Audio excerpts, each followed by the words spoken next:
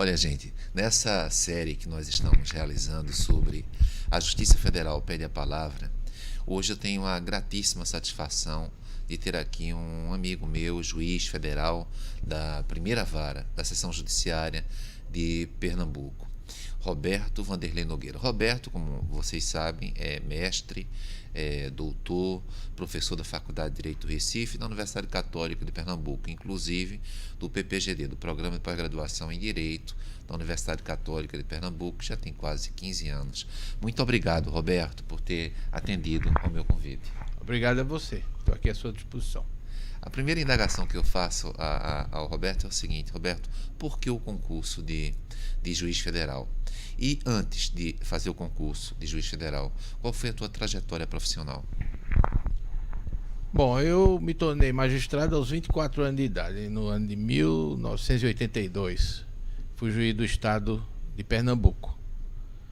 E depois de ter enfrentado grandes desafios, dos quais eu desconhecia inteiramente, conquanto os livros não indicavam nem sugeriam as vicissitudes pelas quais nós temos de atravessar no nosso cotidiano, no nosso ministério judicial, e também porque não vi nem divisei um suporte, vamos dizer assim, funcional e até mesmo pessoal da parte do tribunal a cuja autoridade eu estava vinculado para garantir a plena efetividade da minha jurisdição, e outras questões também de ordem administrativa interna, quanto à incompreensibilidade dos modos de eleição para as diversas promoções. Eu não entendi exatamente em que consistia o critério de mérito,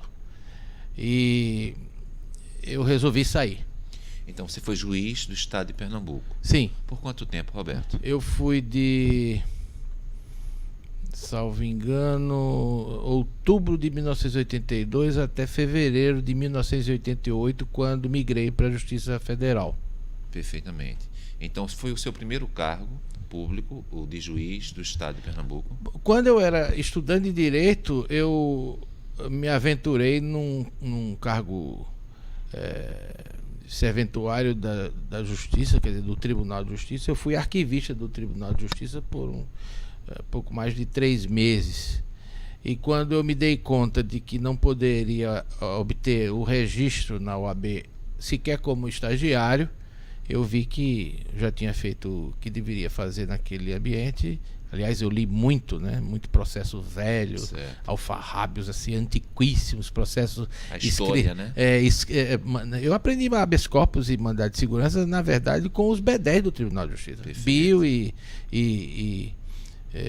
Bolinha, que era muito famoso, muito folclórico. Até hoje as pessoas se lembram dessas pessoas. E eles tinham um conhecimento prático formidável. E devo muito a essas pessoas, claro, humildes, sabe? Perfeitamente. E eu me lembro até que Severino era, não sei se está vivo ainda, mas recentemente ele me encontrou comigo, não faz muitos meses atrás, e eu disse para ele que ele era o responsável, parte grandemente responsável da minha formação. E ele ficou emocionado. Isso é importante, né? Quer dizer, isso eu acho muito importante. E eu não estava fazendo favor nenhum a ele. Perfeito. Quer dizer, mostrar como a atividade no Poder Judiciário é uma atividade que precisa integrar, né? Desde o juiz, passando pelo servidor, claro, por claro, todos, né? Claro. Era de uma habilidade impressionante, aquele pessoal. Bom, então eu saí, passei a estagiar, né, com escritório de advocacia, e depois estagiei na 10ª Vara Civil com o ex-juiz já falecido, se tornou depois desembargador. Fala só um pouquinho mais alto, Roberto. Trabalhei também como estagiário, então eu tive experiência didática tanto na área da advocacia como na área judicial, e lá também aprendi a fazer minutas de decisão judicial. E em seguida a graduação em 1980, turma professor Augusto Duque, certo, na Federal. E foi desembargador do Tribunal de Justiça do Estado de Pernambuco. Eu era o decano. Era o decano. Salvo engano, chegou a ser o decano de todos os tribunais de justiça. Né? Isso. Era uma figura exponencial, Eu sou direito formidável. penal. Naquela época, o Tribunal de Justiça do Estado, a despeito de todas as vicissitudes, tinha quadros assim realmente notáveis, pela pujança ética, pela coragem moral inabalável. Havia também um desembargador chamado Agamenon Duarte Lima.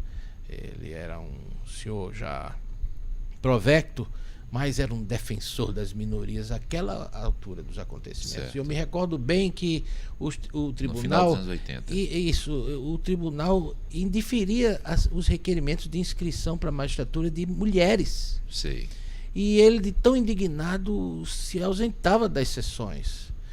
Não sem esbravejar, não sem defender a cidadania das mulheres. Isso consta em ata? Quer dizer Isso consta em ata. Eu me recordo que li um arquivo forense a certa altura dos acontecimentos de épocas anteriores às minhas, em que se argumentava num dos votos que a mulher não tinha condição de ser juíza por conta do seu ciclo menstrual. Incrível, isso nos anos 80. Não, antes ainda. Antes ainda. Então havia um desconhecimento de causa para a cidadania, para o exercício dos direitos, assim, impressionante. Mas mesmo nesse mar de obtusidades históricas, vamos dizer assim, havia magistrados que se destacavam, sabe?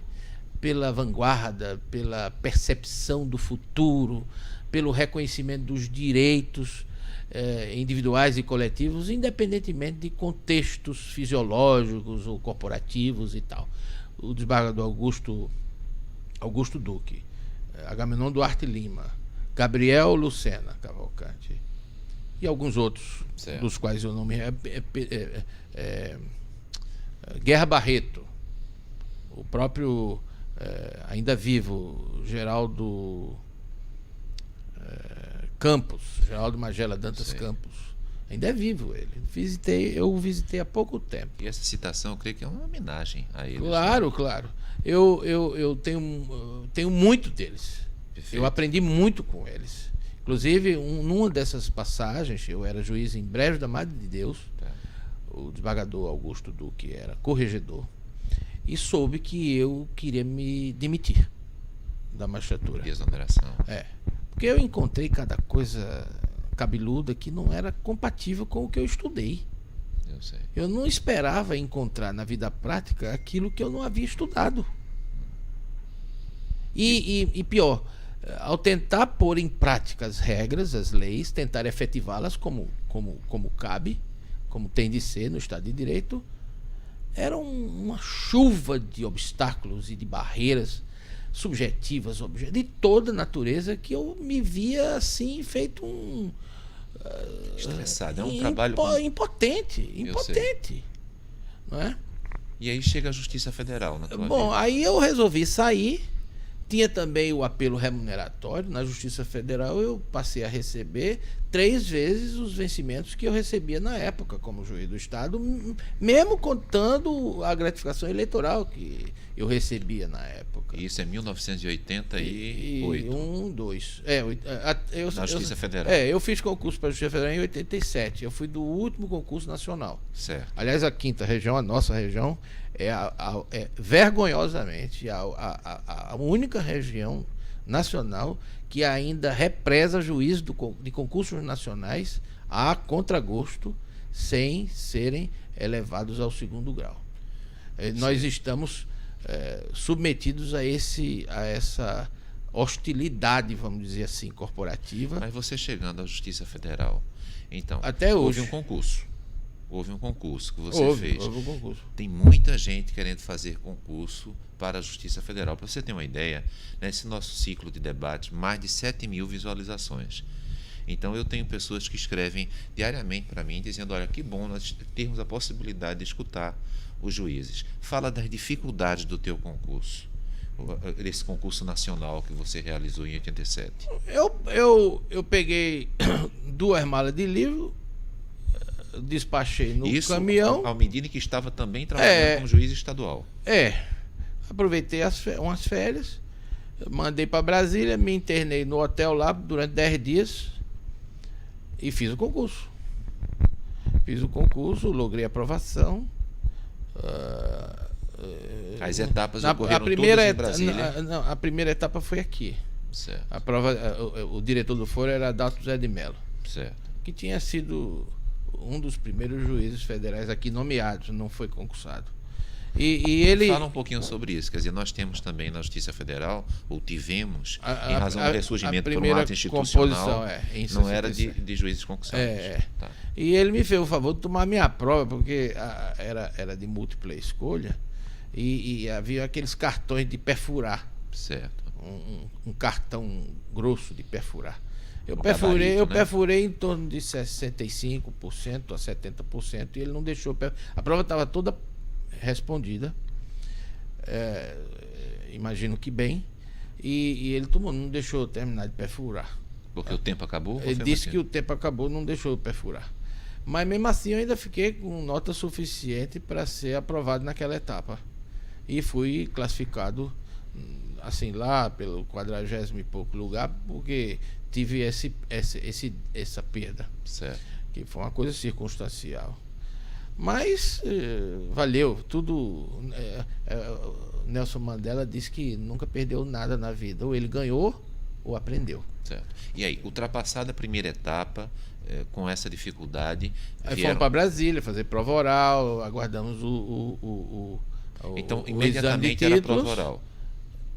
Primeiro foi a prova múltipla escolha. Perfeito.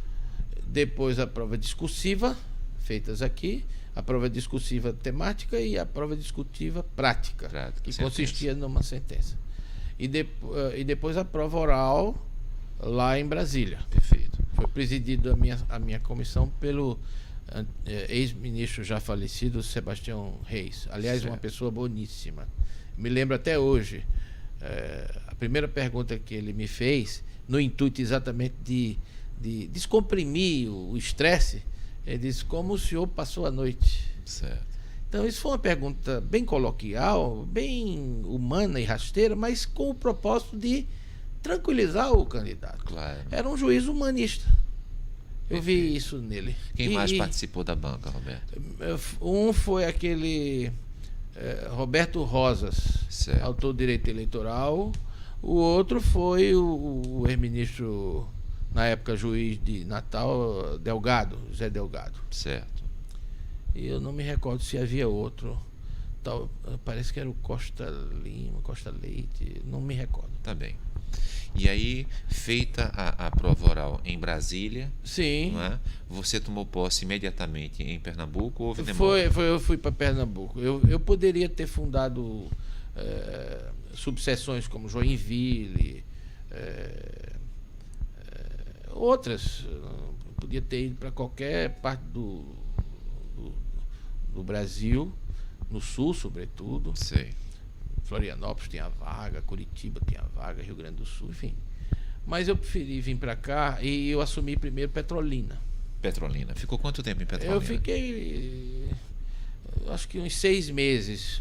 E dentro de algum período eu acumulei, eu já tinha sido removido, mas assumi o compromisso com o Tribunal Federal de Recursos de acumular as 2 varas, enquanto um substituto, que foi o Adão, que me substituiu lá em Petrolina. Eu fui o segundo juiz de Petrolina. Isso é importante, quer dizer, Tribunal Federal de Recursos. Explica um pouco, porque hoje em dia nós não temos um tribunal federal em Brasília. Nós temos atualmente 5 tribunais regionais federais. Eu faço memória do Tribunal Federal de Recursos de forma melancólica. Certo. Não no sentido de uma má impressão do TRF, do Tribunal Federal de Recursos, mas de uma excelente impressão que nós não vimos replicada nos TRFs locais. Sim. Então a Constituição de 88 fez uma substituição. Destruiu a Justiça Federal. Porque perdeu uma certa unidade. Não, a Justiça Federal tinha uma unidade, havia respeitabilidade e, sobretudo, havia consequência prática. Aquilo que eu não encontrava na Justiça Federal,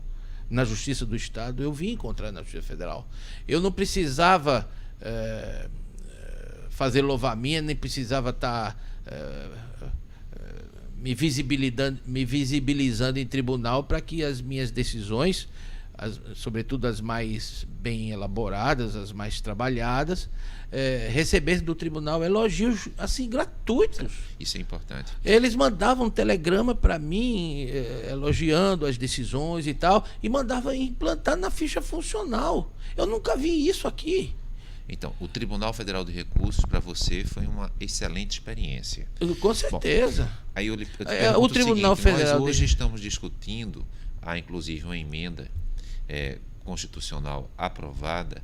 Nós temos atualmente 5 tribunais regionais federais. Só para quem eventualmente não conheça, a primeira região com sede em Brasília, a segunda região com sede no Rio de Janeiro, a terceira com sede em São Paulo, a quarta com sede em Porto Alegre e a quinta com sede em Recife. Há uma emenda constitucional criando mais 4 tribunais regionais federais. Eu te pergunto, com todos esses elogios ao Tribunal Federal de Recursos em função desse caráter nacional que a Justiça Federal possuía, você é favorável ou desfavorável à criação de mais 4 tribunais regionais federais e, sobretudo, por quê? Bom, primeiro eu queria começar pelo fim. Tá. Eu não tenho nem que ser favorável, nem que ser desfavorável à criação dos novos TRFs, porque eles são uma realidade. A emenda foi editada pelo Constituinte, ela foi promulgada pelo Constituinte e o Supremo Tribunal Federal não está respeitando a vontade do Constituinte. Está há uns 5 anos. Isso é uma hipertrofia, é uma abjeção melhor institucional. Isso, quer dizer, na verdade, o Supremo Tribunal Federal tem uma liminar dada por um ministro que já se apresentou. Que já se aposentou, foi para o outro e continua engavetando o processo do mesmo jeito. Cerca de uns 4 anos. E quem propôs essa suspensão da implantação dos tribunais foi uma associação assim de segunda, terceira categoria de procurador que não tem nem interesse direto, primário na coisa. Quer dizer que isso é importante, quer dizer, você defende, portanto, o julgamento pelo Supremo Tribunal Federal. Mas não havia nem que haver. Esse é o tipo da providência que tinha que ser rejeitada ad limine, por falta de possibilidade jurídica do pedido. Mas quem, digamos, eventualmente discorde vai dizer, olha, Roberto, você não falou que o Tribunal Federal de Recursos era um avanço e que essa atomização você via com alguma cautela.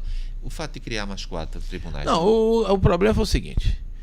Quando os tribunais regionais federais foram criados, o Constituinte de 88 calculou mal e abriu a chance de o próprio TRF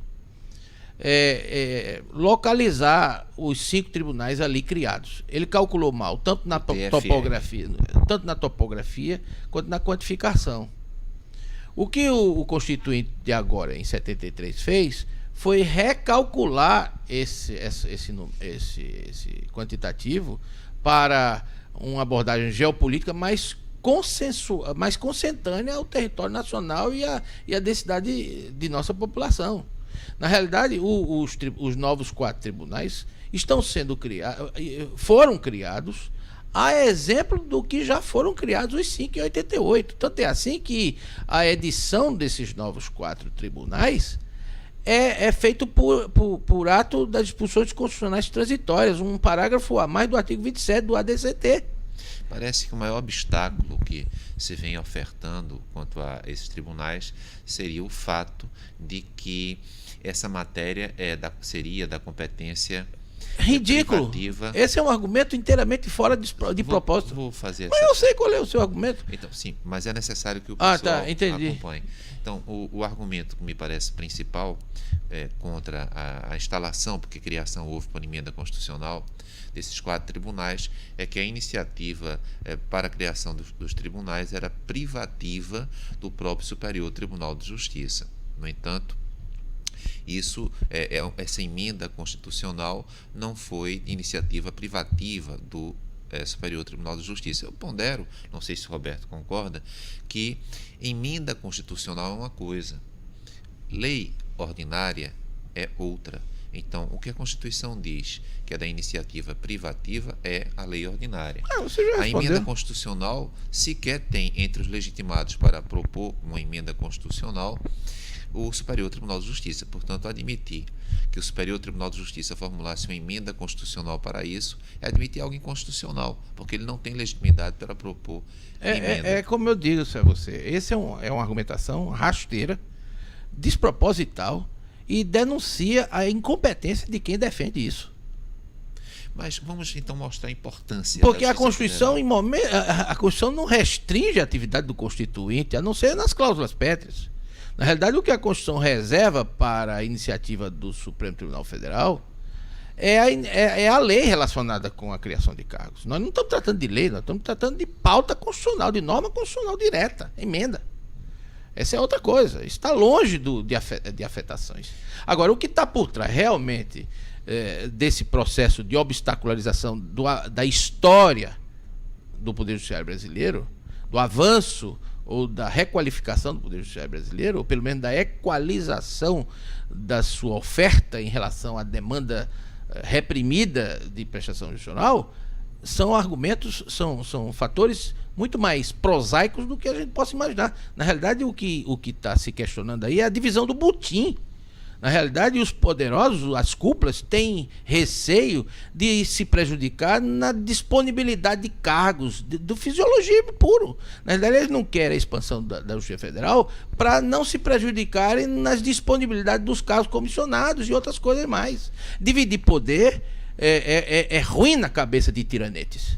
Então, mas vamos então colocar para a população competência da Justiça Federal, os impactos sociais que a Justiça Federal efetivamente produz no exercício da sua competência constitucional. Um caso, nessa tua já extensa vida como juiz federal, em que você considere que mereça um destaque especial, um impacto social das tuas decisões.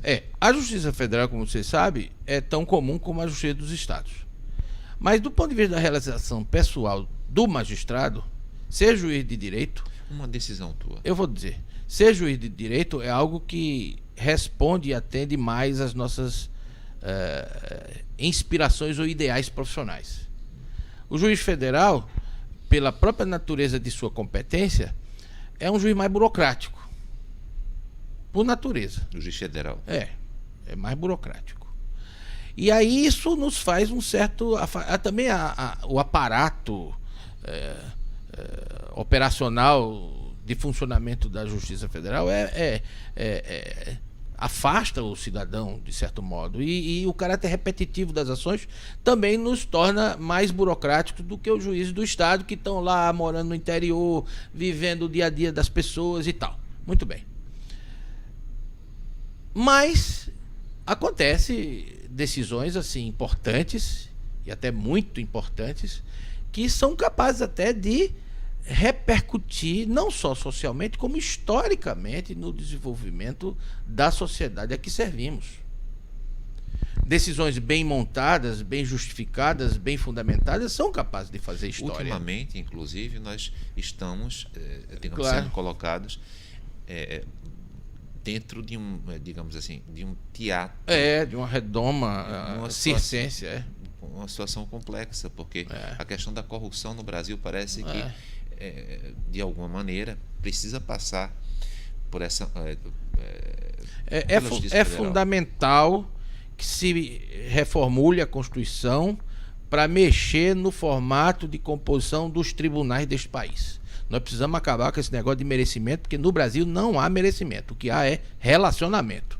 Se o camarada tem boas falas com os poderosos, ele vai ser promovido.